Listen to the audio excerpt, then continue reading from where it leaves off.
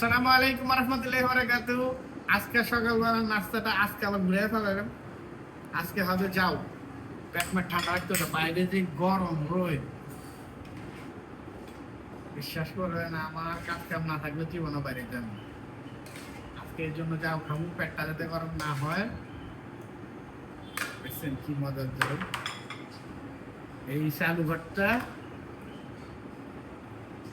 এই আমার সেই ডিম,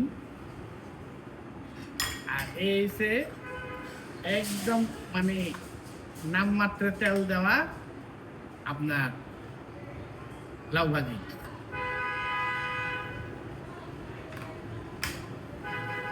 আর এখানে একটু রাখছি গরুর কোরমা। গরুর কোরমা রাখছি, এটা মন চলে খাবো, কিন্তু বাট আমার এটা মেইনলি হচ্ছে ডিশ এই যে এইখানে বিসমিল্লাহির রহমানির রহিম। চামচ পামচ দিয়ে আমার ভালো লাগে না, যাও খাম দিলে চামচ দরকার নেই। বিসমিল্লাহির হাতের মজাই আলাদা, হাত দিয়ে যে কোনো জিনিস খাইতে মজা না।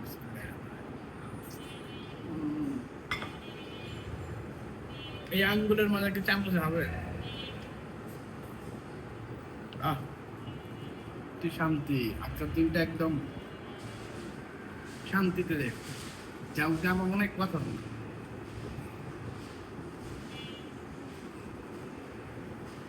পেটে ঢুকতেছে, কোনো তেল নেই, ঝাল নাই।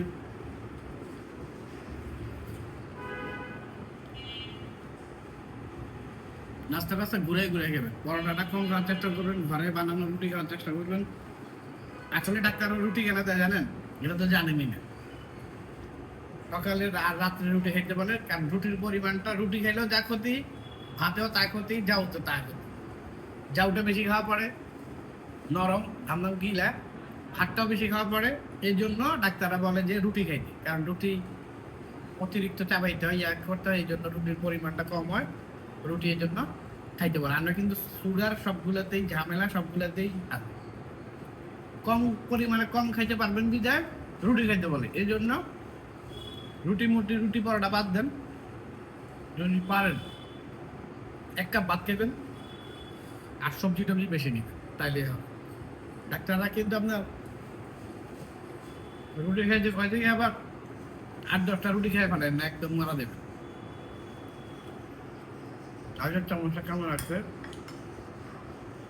এই দেখেন, এটা একদম আপনার যত বাদাম আছে সব বাদাম দিয়া, বাদামের পেস্ট আর দুধের পেস্ট দিয়ে এটা বানানো, আর ঘি।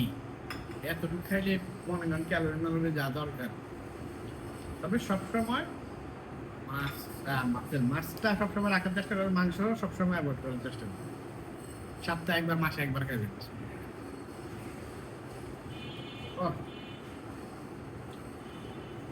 কিন্তু মজা, আপনি গ্রান সেই স্বাদ। এটা আপনার এটার একদিন আপনাদের রেসিপি দিব, এটা খাইবেন আর করবেন আপনি। অবশ্যই এটা এত টেস্ট, আপনি বসলে 1 টুকরা 2 টুকরা কথা মনে থাকবে না। 1 কেজি 2 কেজি সামনে দিলে এটা খাই হবে। খাওয়ার মধ্যে কিন্তু টেকনিক আছে।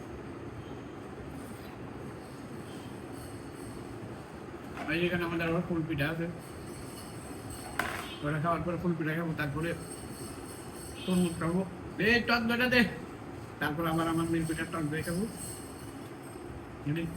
তালা আলা কি লাগে দেখছেন, ঝনঝন ভিডিও করতে দিব না। আজকের জন্য এখানে বিদায়। আসসালামু আলাইকুম ওয়া রাহমাতুল্লাহি ওয়া বারাকাতুহু।